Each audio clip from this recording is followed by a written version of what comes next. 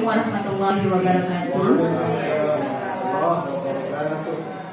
Pada yang terhormat Bapak Kepala Sekolah SDN Negeri 3 Karangsebung, kepada yang terhormat Bapak Ibu Dewan Guru juga tenaga kependidikan, terima kasih atas kedatangannya dalam diseminasi berbagai praktik baik yang akan untuk pemenuhan tugas saya dalam pelatihan BCKS gelombang 1 tahun 2025.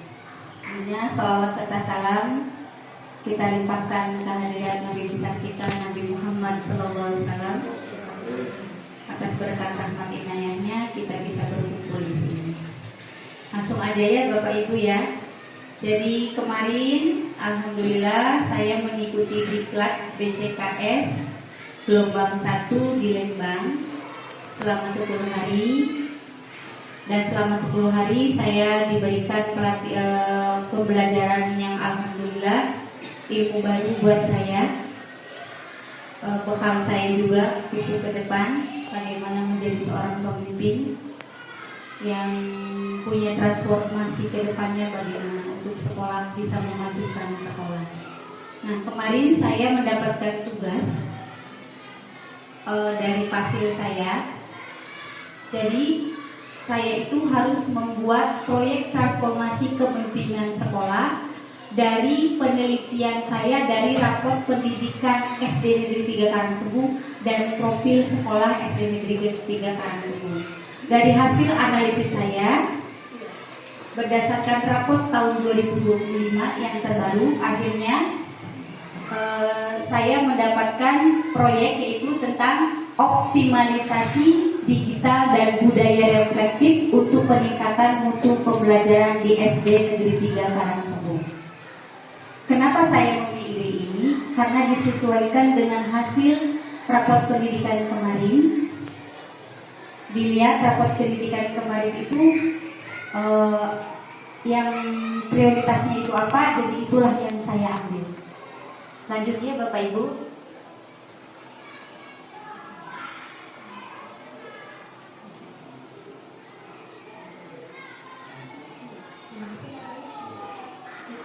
Bisa aja, bisa.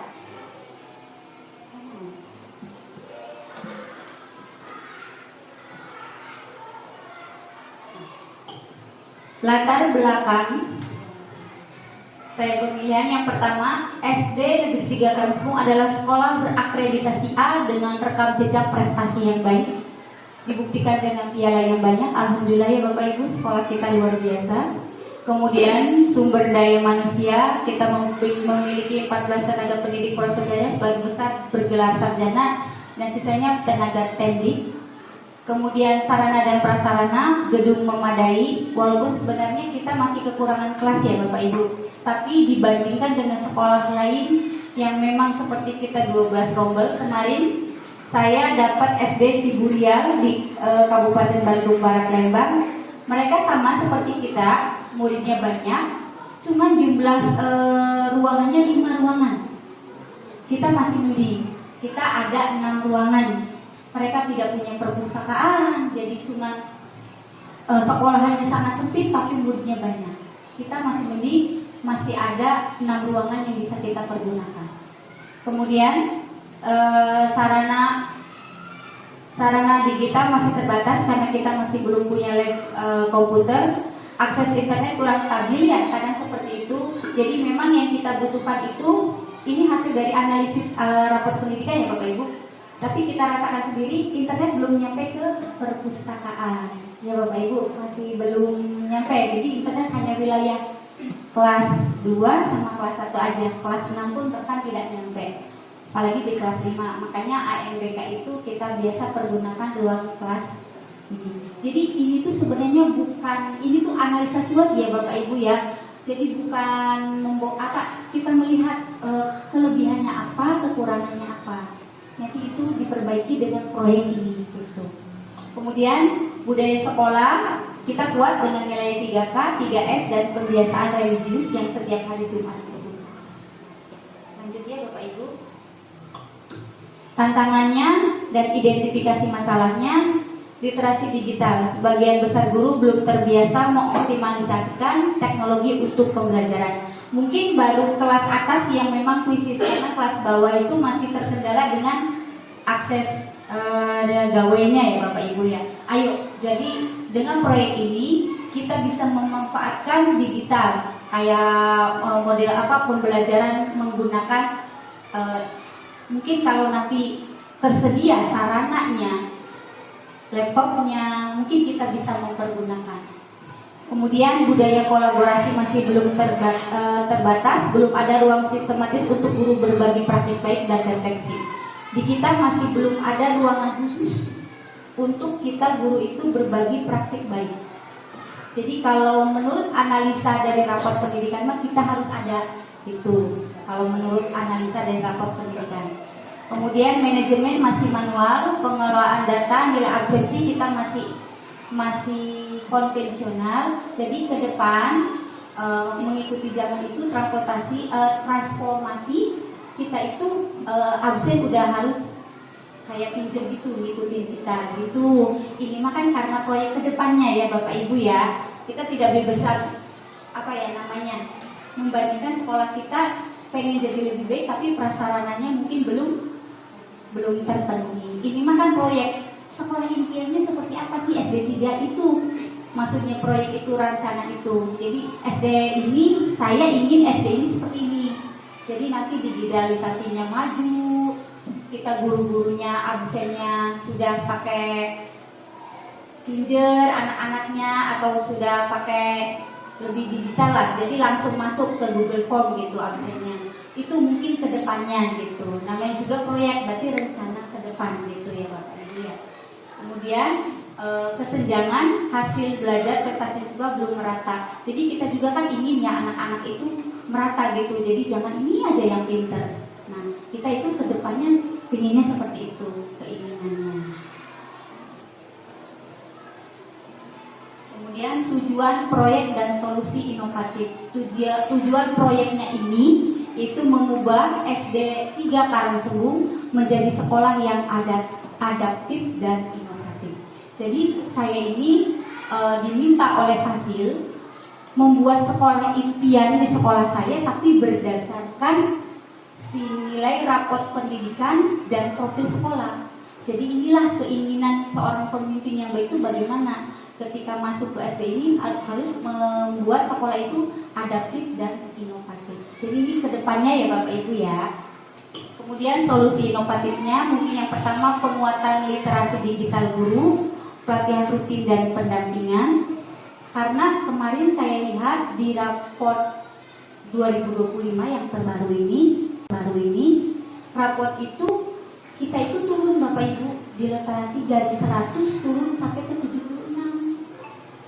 Makanya ketika dianalisis di literasi itu keluarnya literasi yang paling kuat karena turunnya jauh kemarin itu di rapor pendidikan. Mungkin nanti saya tampilkan di rapor pendidikannya turunnya jauh banget Bapak Ibu. Hampir semuanya kita turun di rapor pendidikan.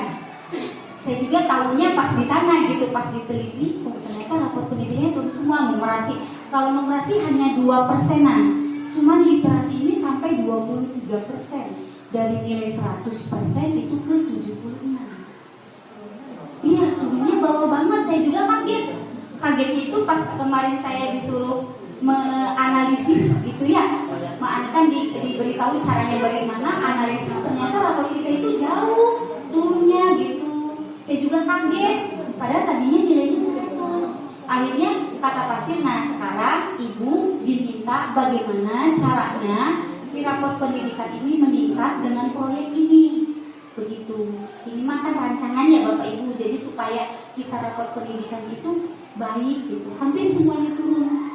Kemarin saya lihat di rapor pendidikan yang terbaru kan kita suruh searching ya ke rapor pendidikan situ keluar dianalisis. Nah hasil analisis itu saya diminta untuk membuat proyek gitu.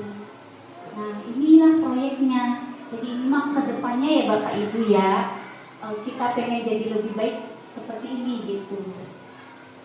Kemudian pembentukan budaya efektif, membuat ruang khusus sebagai ruang diskusi rutin. Yang ketiga, optimalisasi manajemen digital, mengembangkan sistem sederhana untuk data absensi dan nilai. karena kita udah zaman teknologi ya Bapak Ibu, jadi diinginkan pembaruan kedepannya bahwa absensi dan nilai itu sudah terkoneksi gitu datanya. Lanjut, tahapan pelaksanaan proyek. Saya menggunakan pendekatan design thinking. Yang pertama, empati dan define, mengidentifikasi kebutuhan guru, siswa dan orang tua, merumuskan masalah inti, bagaimana meningkatkan kompetensi digital guru. Jadi merata nanti tuh semuanya bisa menggunakan absensi digital, pengolahan nilainya secara digital, begitu proyek itu keinginannya.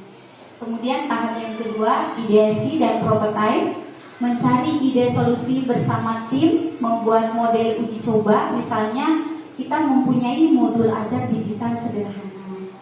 Jadi nanti tuh modul ajar tuh tidak berbentuk di print, nanti sudah ada, bisa nanti dimasukin ke Google Drive. Jadi nanti semua guru itu bisa melihat, oh kelas 1 modul ajarnya ini, kelas 2 modul ajarnya ini, disesuaikan dengan yang sekarang PM-nya Bapak Ibu ya. Kita kan baru masuk ke PM, ini pembelajaran mendalam. Dan kemarin kami tidak membahas tentang PM, tapi lebih ke arah PM itu dimasukkan ke dalam kepemimpinan. Kemarin kita dikasih tahu oleh Pasir bahwa modul ajar PM itu tidak ada ketentuannya, merdeka. Jadi yang penting itu ada BBM-nya, ada M3-nya, refleksi, ya, yang seperti itu memahami, dan 8 profil lulusannya itu masuk.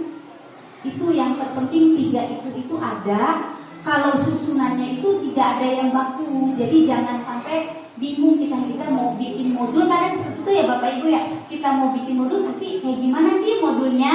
Jadi sebenarnya modulnya itu terserah kita, mau bikin modul aja 1 lembar boleh, nggak apa-apa, asal yang berkesadaran, saya lupa itu, bermakna dan menyenangkannya itu masuk semua sama 3M-nya. Jadi BBM, 3M sama 8 profil lulusannya itu ada semua di dalam situnya. Itu sudah disebut dengan modul ajar PM. Jadi kitanya nggak usah bingung, nggak usah kita harus mencari yang bakunya seperti apa. Memang tidak ada yang bakunya. Itu kemarin dikasih oleh-oleh sama pasiennya biar Bapak Ibu guru di sekolah tidak bingung dengan PM itu seperti apa sih, kok berubah-ubah kurikulumnya. Sebenarnya sama, cuman mungkin agak lebih diperdalam lagi. Lanjut ya Bapak Ibu.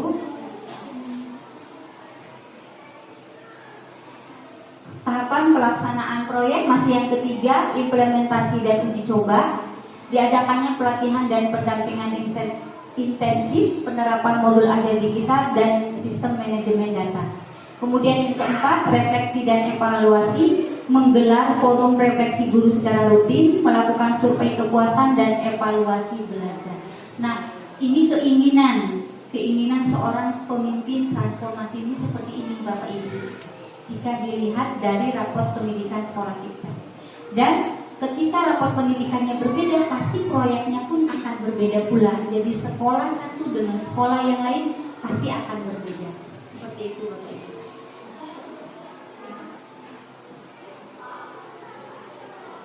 Kemudian dampak yang diharapkan dari proyek ini, pertama bagi guru, meningkatnya kompetensi dan profesionalisme, tumbuhnya budaya berbagi dan saling mendukung. Bagi siswa, meningkatnya reflektivitas, motivasi dan hasil belajar, siswa menjadi lebih aktif dan melek teknologi. Yang terakhir bagi sekolah, proses pengambilan keputusan lebih cepat karena berbasis data. Kemudian terciptanya ekosistem sekolah yang kolaboratif dan adaptif. Kenapa sekolah kita lebih difokuskan ke kolaboratif? Karena kita itu sekolah yang besar. Dengan jumlah guru dan tenaga pendidik itu 21, jadi memang dibutuhkan itu kolaborasi ya Bapak Ibu ya, saling mendukung, saling barengan gitu untuk mendukung sekolah kita. Kesimpulan terakhir ya Bapak dari proyek ini bukan sekedar program tambahan, melainkan sebuah transformasi budaya untuk menciptakan generasi masa depan yang siap menghadapi tantangan global. Yang kedua, mari bersama-sama mewujudkan pendidikan yang lebih baik dimulai dari SD kita, yaitu SD Negeri 3 Karangsem. Demikian berbagi praktik baik saya tentang proyek yang saya dapatkan dari saya analisis raport pendidikan kita. Wassalamun ala mursalin walhamdulillahirabbil alamin. Bismillahirrahmanirrahim. Iya kenapa yang mana saya kesalahan mustaqim sallallahu alaihi wasallam.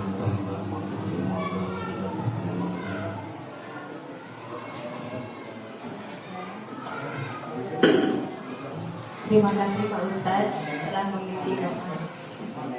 Demikian Bapak Ibu berbagi praktik saya. Terima kasih atas kedatangannya, kehadirannya dalam berbagi praktik baik ini. Semoga kedepannya kita bisa meningkatkan sekolah kita lagi menjadi lebih baik lagi.